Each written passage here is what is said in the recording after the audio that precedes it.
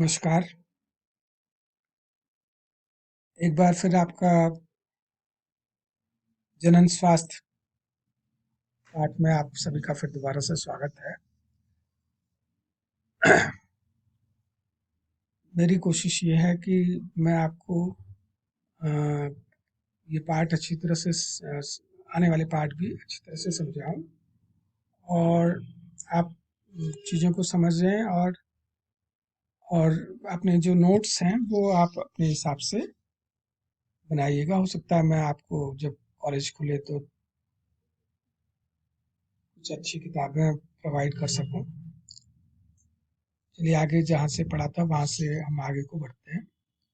समय समय पर बेहतर तकनीकों बेहतर तकनीकों समय समय पर बेहतर तकनीकों और नई कार्यनीतियों को क्रियान्वित करने की भी आवश्यकता है। ठीक है, तो समय समय पर जैसे जैसे समय आगे बढ़ता गया है तो विज्ञान ने बड़ी तरक्की की है। ठीक है, 1918 में जब जो है स्पेनिश फ्लू हुआ था, जैसे आजकल ये कोविड-19 है, वैसे ही जो है 1918 में 1918 में जो है स्पेनिश फ्लू हुआ था, जब लाखों करोड़ों लोग जो है विश्व भर में मारे गए थे। कहते हैं कि भारत में भी बहुत लाखों लोग मरे थे उसमें। तो वो एक अलग समय था। उस समय न तो वैक्सीन्स थी, न जो है मेडिकल साइंस ने इतनी तरक्की की थी। लेकिन आजकल के समय में जो है आजकल का समय बिल्कुल अलग है। आज विज्ञान ने इतनी तरक्की कर ली है कि अगर उनका नई नीतियां और तकनीकों का क्रियान्वयन सही तरीके से किया जाए तो लोगों को अधिक सुचारू रूप से देखभाल और सहायता की जा सकती है। कल हमने ये पढ़ा था कि बढ़ती मादा भ्रूण माता भ्रूण हत्या मतलब जब जो है गर्भ में ही मादा भ्रूण को नष्ट कर दिया जाता है तो उसे जो है मादा भ्रूण हत्या कहते हैं। तो मादा भ्रूण हत्या के लिए जो है इसको रोकने के लिए, कानूनी रोक के लिए उल्ब वेदन या एमनियोसेंटेसिस जांच लिंग परीक्षण पर वैधानिक प्रतिबंध तथा व्यापक बाल प्रतिरक्षीकरण आदि कुछ महत्वपूर्ण कार्यक्रमों को भी शामिल किया गया है। तो कह रहा है कि समय के हिसाब से जो है जैसे जैसे नई नई तकनीकों का इजाद हुआ, नई नई तकनीकों का इजाद हुआ तो उनमें से कई जो है वो समाज के लिए बड़ी नुकसानदायक थी। तो एक आपने अल्ट्रासाउंड सुना हुआ है, ठीक है, अल्ट्रासाउंड। हाँ, इसे हम जो है अल्ट्रासोनोग्राफी भी कहते हैं। अल्ट्रासोनोग्राफी,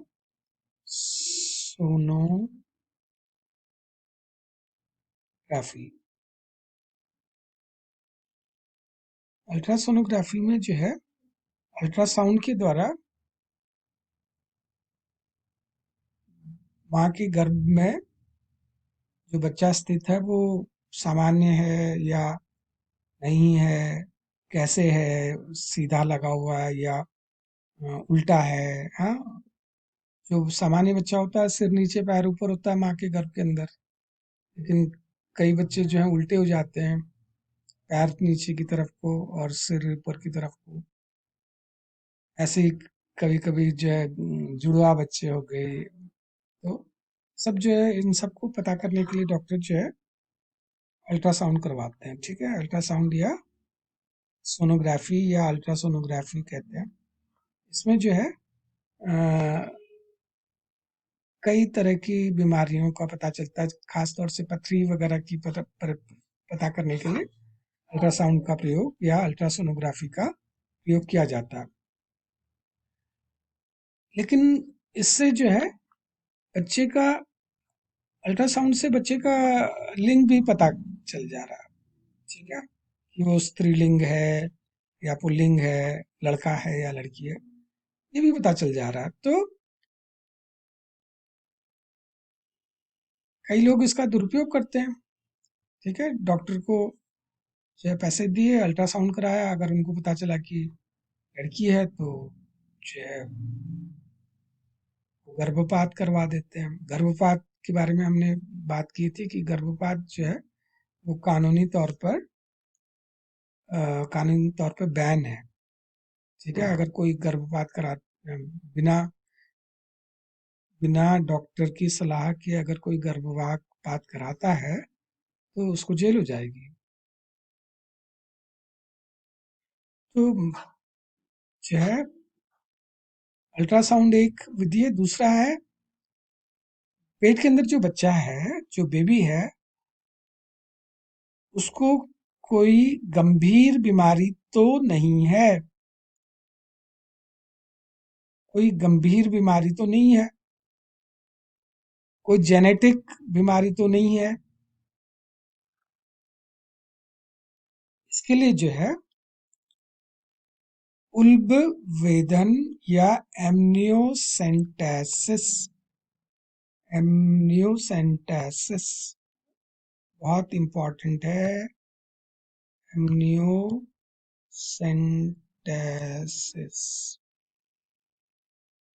तो 2 मार्क्स का क्वेश्चन है इसमें। आप जो है निश्चित समझिए।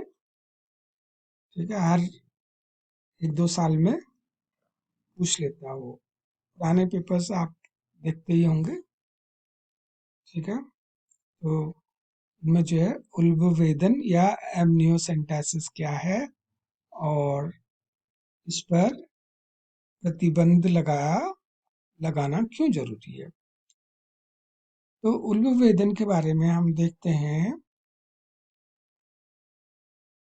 उल्बवेधन जो है, इस चित्र को देखिए, इसमें क्या है, ये जो है गर्भाशय के अंदर शिशु है। गर्भाशय के अंदर एक शिशु है, अपनी माँ के गर्भाशय के अंदर। ठीक है, ये जो है यहाँ पर एक जो है माँ के गर्भ के अंदर तरल पदार्थ है, पानी है, लिक्विड है, जिसमें ये बच्चा तैरता रहता है। ठीक है, गर्भाशय के अंदर जो है एक पूल है। ठीक है, और इसे जो है इस पानी को कहते हैं एमनियोटिक फ्लूइड, इस तरल को कहते हैं एमनियोटिक फ्लूइड। बच्चा इसी में तैर रहा है। और यहाँ पर देखें आप, एक इसकी ये जो है एक नली है, जिसे हम अम्बिलिकल कॉर्ड कहते हैं। इससे जो है ये माँ के गर्भ से इस अम्बिलिकल कॉर्ड से जुड़ा हुआ है, और माँ के शरीर से जो है भोजन और ऑक्सीजन ये सब जो है इस यहाँ से ब्लड की सप्लाई है बेबी के अंदर, तो बच्चे को जो है सब कुछ माँ से प्राप्त हो रहा है। लेकिन अगर इस बच्चे में कोई रोग हो गया, ठीक है, कौन कौन से रोग हो सकते हैं, गुणसूत्रों से संबंधी बीमारियां हैं। जैसे एक है डाउन्स सिंड्रोम। सिंड्रोम मतलब होता है बीमारी या बहुत सी बीमारियों का समूह। ठीक है, डाउन सिंड्रोम। ठीक है, एक है टर्नर सिंड्रोम। Turner syndrome. एक है क्लेनफिल्टर्स। स्पेलिंग आप देख लीजिएगा, क्लेनफिल्टर्स, इसको स्पेलिंग को आप जो है गूगल में चेक कर लीजिएगा प्लीज। तो ये कुछ ऐसी आनुवंशिक बीमारियां हैं जो बच्चे को जो है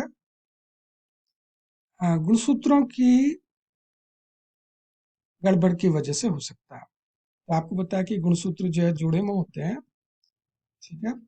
और ये जो है, अगर ये इनकी संख्या में कुछ गड़बड़ हो गई तो बच्चों में आनुवंशिक बीमारियां हो जाती हैं, जिनमें से जो है सबसे आम जो है डाउन सिंड्रोम है। और यदि जो है कोई महिला 40 साल से अधिक की उम्र की हो गई हो तो उसके बच्चे में डाउन सिंड्रोम होने का भय रहता है। तो डॉक्टर जो है उसको कहता है कि आप जो है एमनियोसेंटोसिस टेस्ट करा के लाओ, एमनियोसेंटोसिस टेस्ट करा के लाइए। तो इस टेस्ट में जो है, यहाँ से शब्द आया, ये एमनियोटिक फ्लूइड से ये शब्द आया, एमनियोसेंटोसिस। यहाँ पर एक जो है ये जो तरल भरा हुआ है इसको हम कहते हैं एमनियोटिक फ्लूइड। तो माँ के गर्भ से यहाँ पर कुछ कोशिकाएं भी, बच्चे के शरीर से बनने वाली जो कोशिकाएं हैं उनमें से कुछ कोशिकाएं जो है यहाँ पर आपका इकट्ठा हो सकती है, ठीक है। शरीर, बच्चे के शरीर से अलग होकर के, टूट करके ये जो है आ, इसमें इकट्ठा हो गई एमनियोटिक फ्लूइड में। तो एक सिरिंज से, इंजेक्शन वाले सिरिंज से इस एमनियोटिक फ्लूइड को खींच लिया जाता है, सक कर लिया जाता है, निकाल दिया, ठीक है। और जो है फिर उसको, उस जो एमनियोटिक फ्लूइड है उसकी जो है जांच की जाती है, ठीक है। उसमें जो है उसकी जांच करी जाएगी और उसमें देखिए, उसमें गुणसूत्र कोशिकाएं होंगी तो उनमें गुणसूत्र होंगे।